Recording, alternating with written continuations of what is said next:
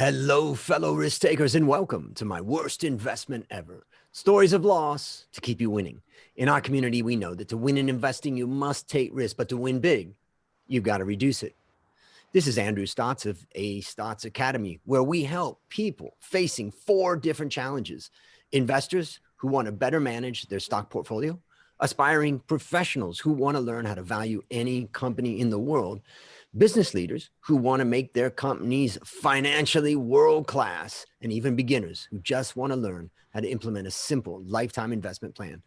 Join us for free at myworstinvestmentever.com/academy and get instant access to my short course on 6 ways to lose your money and 6 strategies to win. This course comes from what I've learned from all of these podcasts. And now, on with the show. Again, this is your worst podcast host, Andrew Stotz, and I'm here with featured guest, Avelo Roy. Avelo, are you ready to rock? Absolutely. Let's do it. All right, let's have some fun. Well, I'm going to read your bio, and I must say it's pretty amazing. So Avelo Roy is a serial tech entrepreneur, investor, and TV host who started his first startup at the age of 19 around his patent pending technology while still studying as a computer engineer at Illinois Institute of Technology. He built that company up to a multi-million-dollar valuation by the age of 22. We're all jealous of you now. I wish I had done that. Over the years, he has built 8 businesses in the US and India with millions of dollars worth of products and services, ranging from consumer electronics, artificial intelligence, healthcare process automation, food science, so many other things, wearable technology, graphical password applications, and the rest.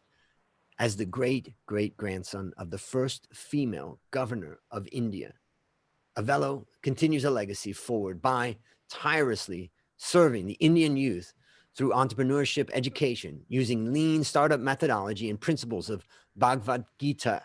His efforts through Kolkata Ventures in the past 3 years have resulted in 400 plus revenue generating startups responsible for around 4,500 new jobs created in 10 states of East India. Avelo, please take a minute and fill in further tidbits about your amazing life. You covered it all. I do have a strong passion for serving people. So I do that through entrepreneurship education and Bhagavad Gita, because it's important that we learn how to do business, but do it ethically. One of the things that I really appreciate Warren Buffett says is that when he hires somebody, there's 3 things he looks for. One is energy, ethics, and intelligence, right? And without ethics, the other 2 can be very, very scary, can be misused, and can cause a lot of damage.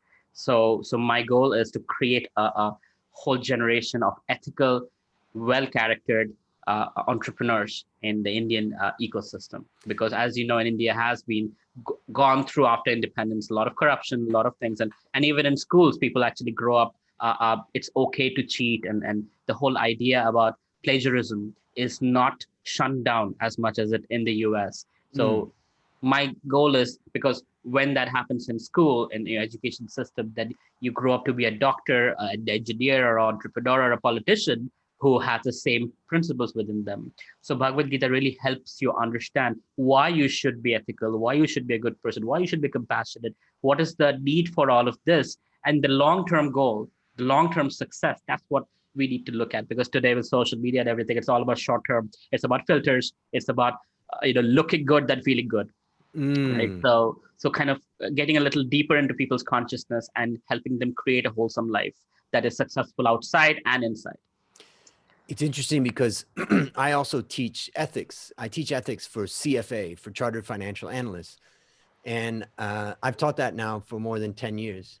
And in the beginning, I decided to create my presentation about ethics, my whole course, around something different, because ethics is usually taught in a negative way. Do this, and you can ruin your reputation. Warren Buffett says, you can ruin your reputation in a minute, and all that. Mm-hmm. I just felt like for young people, they didn't necessarily relate to that, or they said, that's not going to be me. Mm-hmm. So I decided to teach ethics in a positive light. And I talk about what I call 10 ways ethics adds value to you. And I weave it into my course. But basically what I try to do is to help people understand that ethics in your interactions with others and in the way that you do your work are the two main areas that I focus on. And in the way that you interact with others, being trustworthy, being confidential about information, particularly relating to work. And then also when we look at how you do your work, being diligent, being thorough, and continually improving. And I explain to young people that in this day and age, building those 10 elements into your character and into your behavior, you will be extremely rare. And in the world of finance, rare is valuable. So That's we're right. coming at ethics from, from maybe two different directions, but I think we have the same goal, and that is to Absolutely. help young people to, particularly in the world of finance. What I often talk about is that when students are in school and they see cheating, students never report it because, okay, what's the gain? Correct. They're not going to gain from that and all that, and they're never going to say, a teacher, so and so's cheating. But in real life, particularly in the world of finance, that's the rule. The Mm. SEC, the regulator, the laws here, as well as your employer, are going to say, if you see wrongdoing, you have to report it. And what I try to explain to young people about that is that who is the ultimate loser of that? The ultimate loser is the client. And I think about my mother, who's 82, and her and my father built a retirement nest egg by being carefully advised by advisors. And if somebody was some young person with no ethics messing around with my parents' money, imagine the impact that would have. And so I have a whole nother lecture I call care for your client as you would your mother. And that's Wow. the way that I try to teach young people to put it in real terms. When you're messing around with other people's money in particular, you really are putting other people at risk. So I love it. I love what you're teaching and infusing that into the startup world. So fantastic. Thank you so much. I'm Yeah. going to write that down. Care for your mother like you care for Care your for your client like you do client for your as you mother. would your mother. Yeah. That's amazing. Yeah. Yeah. Okay. So now it's time to share your worst investment ever. And since no one ever goes into their worst investment thinking it will be, tell us a bit about the circumstances leading up to it, and then tell us your story. So I was still pretty new to the Indian ecosystem. I came down from US after living there for 12 years, building businesses, raising money, investing, and all that. And the ecosystem in two places are a little different. Where there, when the investment comes in, you feel it's the company's money and I should preserve it as much and put it into the company. Like me and my co-founder, we had one phone. We call it the We phone instead of iPhone. We had one car. We had one apartment we lived. So we were always saving money, even though we had raised a lot of our money, and that was all for the company. When I came to India, the thought process is a little different, where people are like, oh, investors given the money, so now I can fly business class and buy gifts for my girlfriend and all of that. And so I was kind of learning the ecosystem. And you want me to talk about only one story, so I'll Yeah. just stick to one story. Right. So I came across this amazing person who's an amazing venture capitalist and well reputed. And so he was asking me for 6 months to join a company that he wants to buy out from the current co-founders. And I said, I'm not sure. And he's in Delhi, I'm in Calcutta. I'm like, I'm not sure I'm going to do anything in Delhi. As you saw, East India was my focus. But he flew down to Calcutta and he told me in 2 hours everything that I was doing wrong with Kolkata Ventures. And like, this guy really knows what he's talking about, because honestly, I needed a mentor in India. In the US, I had a lot of mentors. So I was like, you know what? I really like you. And let me give it a try. So I flew down to Delhi. I looked at the team. I looked at what was possible. The founder told me, don't do it. I couldn't do it.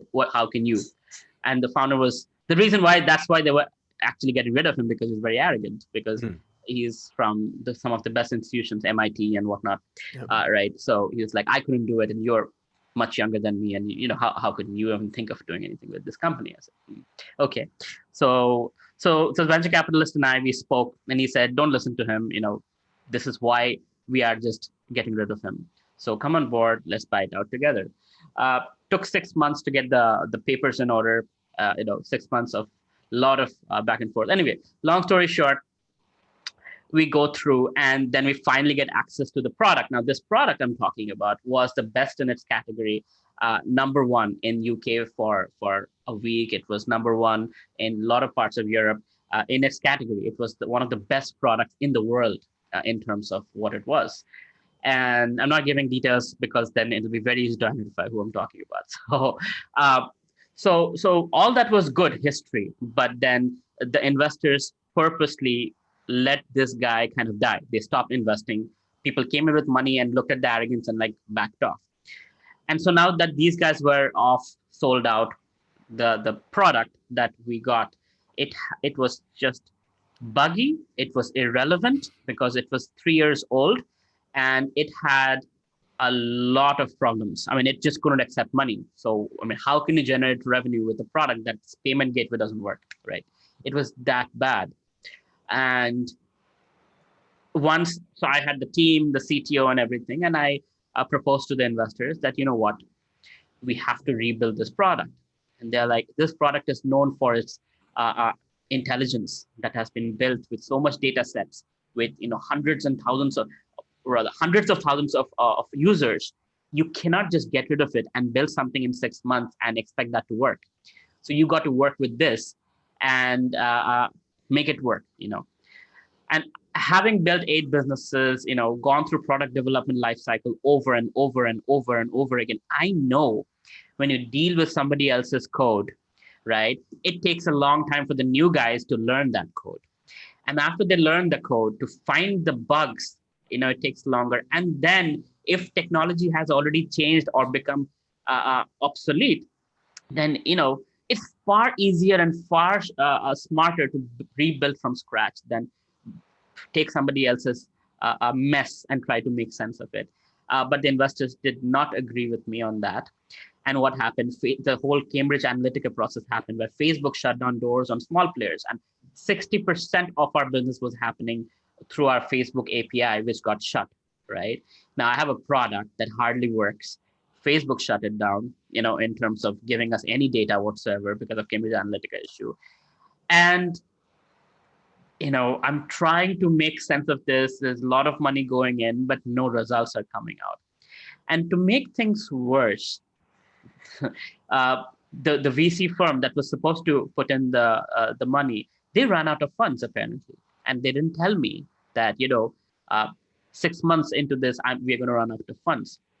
So the whole thing came on my shoulders, and almost for a year, I had to fund it partially. Of course, partially they did put in some funding, but not to the extent they were supposed to do. And I put in far more than I had wanted to do.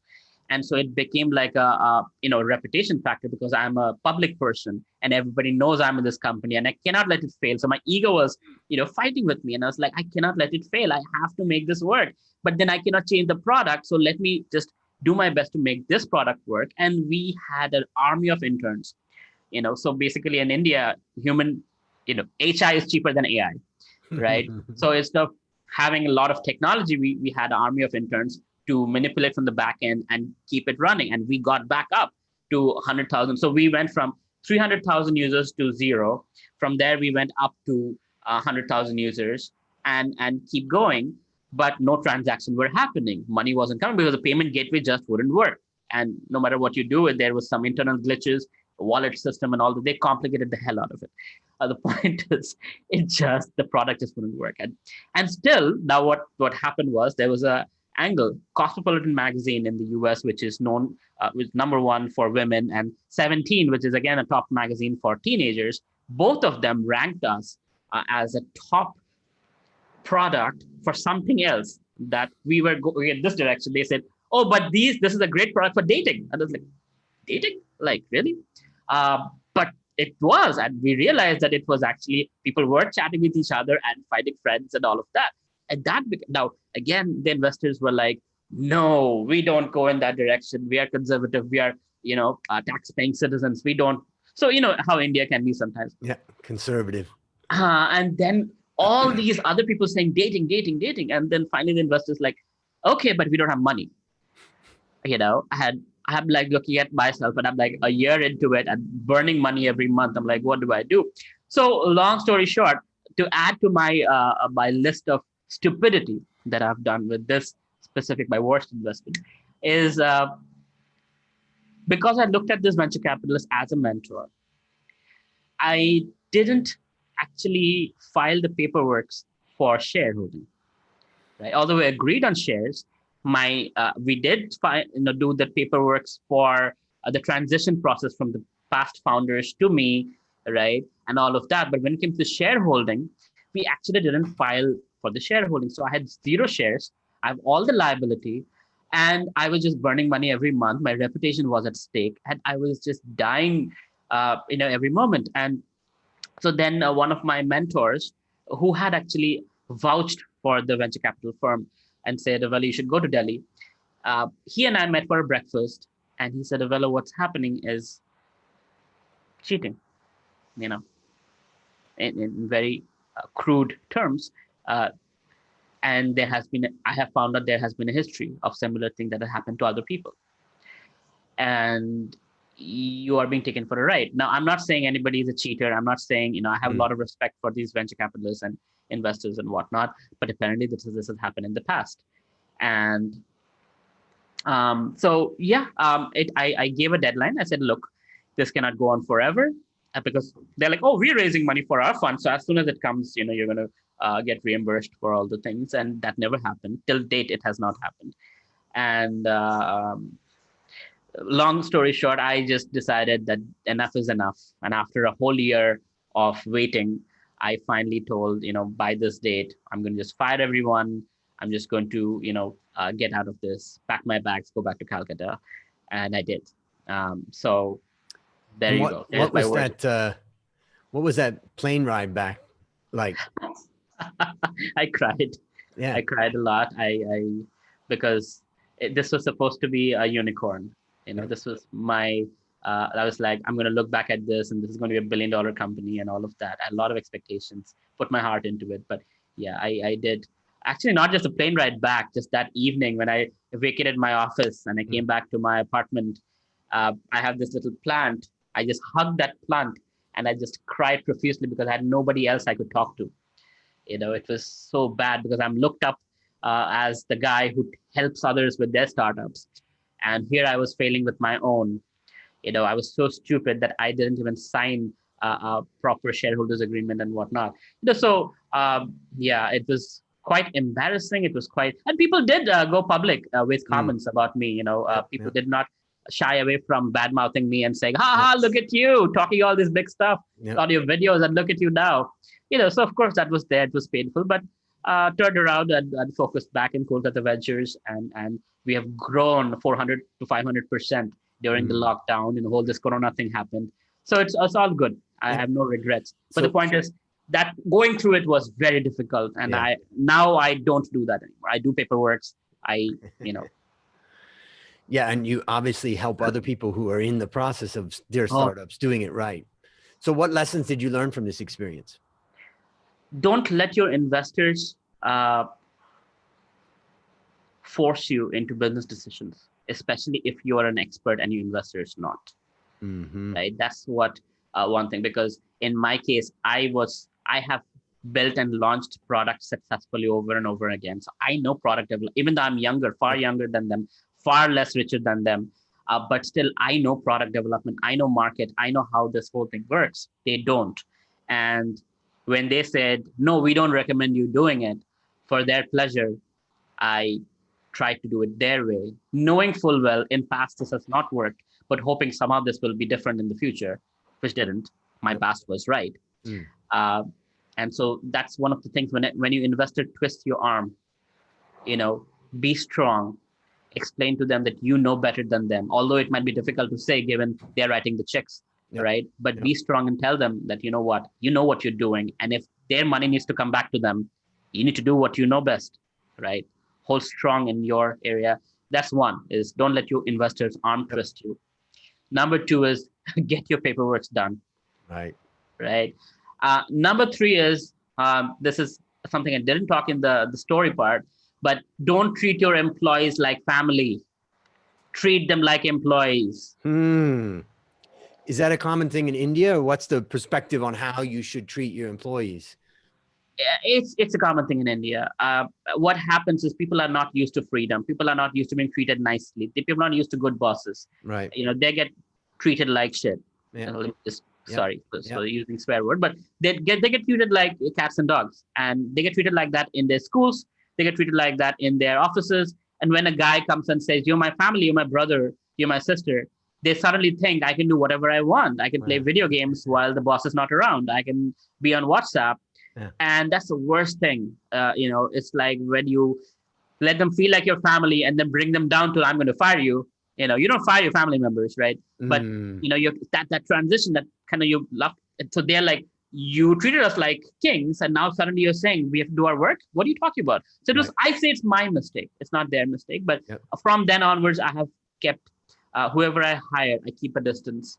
I make sure there's only few people I talk to in the leadership, and Right. below them, I don't interact with them at all. If I interact Mm, with them, they know it's serious, right. right? So Got I, it. I kind of inject that fear, healthy fear in people, Mm-hmm. because seems like that's how people work, Yep. unfortunately. Yep. Yep. Uh, uh, Okay. and it works Yep. for people who are in the lower level. Not so much people who are high will, high skill. With them, you want to give them as much freedom and deadlines and within a framework, and they Yep. work well. But a lot of the other folks who are lower paid employees, they need to be treated with a little bit of fear. They should feel like I'm being watched. Um, so let me share a few things that I take away from your experience. One of the things that, as you mentioned this last point, for the typical American listener, they would be like, no, no, the way you treat people is the American way. Trust them, let them do. But what you realize is that after living around, in Asia and traveling around a lot over the years, I realized that every country is different. Every culture Yeah. is different. If you think that you can take, let's say, a Chinese mentality and run Americans by it, it isn't going to work. And if you think you're going to take American mentality and run Indians by it, it isn't going to work. And so part of it is being adaptable. And I think that a good example of that to some extent in Thailand is Japanese companies. Mm. And a lot of American companies come to Thailand and then they basically will try to say, like, let's do it American style. We want you to run this factory and we want you to, feel like you own it and feel like, you and that is not what a lot of Thai employees really want. And the Japanese came in and what the Thai employees wanted was to be trained, to be coached, and and to be led to some extent. And that's part of why the Japanese factories are so successful in Thailand, is Mm. because their culture matched. It wasn't, the Japanese didn't say, we want you to run our factory. They said, we know how to run this. But if you take that mentality and you bring it to India, you bring it to China, it's not going to work. And so I think the lesson that you remind me of is in my own business experience. If you want to do business outside of your home country, you've got to be able to break your frame of reference. And that's hard. That's hard. So True that. that's the first thing I'd take away. The second thing is, I was just meeting with a client today and we were talking about due diligence and how something was missed in a due diligence process. And what I after some good questioning about it, it really made me think, and it made me think when I was listening to your story, like, it's important to remember that due diligence is done before you act. Some people, they never do due diligence or they do it after, but you have to really, really dig in, because when you go into a small business or a startup or something, you're talking about investing the next 1 to 5 years of your life, undevoted, uninterrupted. You are going to be completely focused on that. And so you've got to try to uncover anything before you get into it. And that also reminds me of one last thing that I remember from, that it makes me think about a lot from what you discuss, is that the saying, it's lonely at the top. That's a saying you say when you're young and you're like, yeah, it's lonely at the top. And it says it in some movie. But the reality is it is very lonely at the top, because you can't talk about the pains and struggles that you're personally going through with your team. It's just not appropriate. And you can't talk about the financial challenges that you're facing or the business challenges facing. You got to keep a brave face. And that's one of the reasons why it is, when you go into the world of entrepreneurship, you got to know that. And that's where I'm going to wrap up my last comment, which is for the listener out there who's struggling in a situation right now that they know it's just not going to work. You know, it's not easy to find somebody to talk about, listen to Avelo's story and take some comfort there, that even people who are successful, fail and struggle. And it's okay to give up on an idea that's just not working. Obviously, you want to fight hard for the ideas you believe in, but it's okay. In fact, as I often say, except in most countries, you can say that this is correct. Business failure is not a crime. It sucks. It's painful. It really hurts, and you'll find yourself hugging your plant in the middle of the night, right? But it's not illegal. Fraud, lying, cheating, stealing, that's illegal. Make sure you don't do that. But businesses fail, so don't be afraid to walk away, because the reality is the seeds of that pain and suffering is the ultimate seeds of your future success. Anything that you would add to that? No, I think you covered it beautifully. I think that sums it up. Thank you very much. Yep. All right. So based upon what you learned from this story and what you continue to learn, what one action would you recommend our listeners take to avoid suffering the same fate? Be as diligent as you can be with your paperwork, right? Cover all your aspects, cover everything that could go wrong, and make sure that's there. And if you're an entrepreneur, definitely make sure that your investor doesn't have the right to tell you what to do, but they can advise, right? And that freedom is there. Otherwise, let me tell you, over and over, I've seen, not only in my life, but other people's also, where investors take over and they tell you what to do, even though they have no experience in your industry, your market, right? It is absolute guaranteed failure if an investor tells you what to do and you do it, right? Rather, there has to be a healthy balance between their advice and your ground experience, and cover that in your contracts. Make sure you have that level of autonomy as an entrepreneur before you get into a startup. Great advice. Great advice. Well, last question. What's your number one goal for the next 12 months? With 2020, survive, right? Survive, and if possible, then thrive. That's the theme right now. I am looking at investing in a few startups that might be dealing with tomorrow's technology. So whether it's 5G or whether it's extended reality, whether it's deal with mental health, because with more automation, more lonely people, more sadness. So I'm looking at investing in a few startups, high growth startups. So that's pretty much. Fantastic. Survive, thrive, and invest. I can't wait to hear in 12 months where you're at with that. And for the audience out there, I'll have all the links in the show notes. So if you got an investment idea, you got something good that you want to share, get in touch. All right. So listeners, there you have it. Another story of loss to keep you winning. Remember to go to myworstinvestmentever.com/academy to get access to my short course, 6 ways to lose your money and 6 strategies to win. As we conclude, Avelo, I want to thank you again for coming on the show. And on behalf of Ace Academy, I hereby award you alumni status for turning your worst investment ever into your best teaching moment. Do you have any parting words for the audience? Think big, start small, grow slow, then grow really, really fast. Beautiful. Beautiful. All right. That's a wrap on another great story to help us create, grow, and most importantly, protect our wealth. Fellow risk takers, this is Andrew Stotz, your worst podcast host, saying I'll see you on the upside.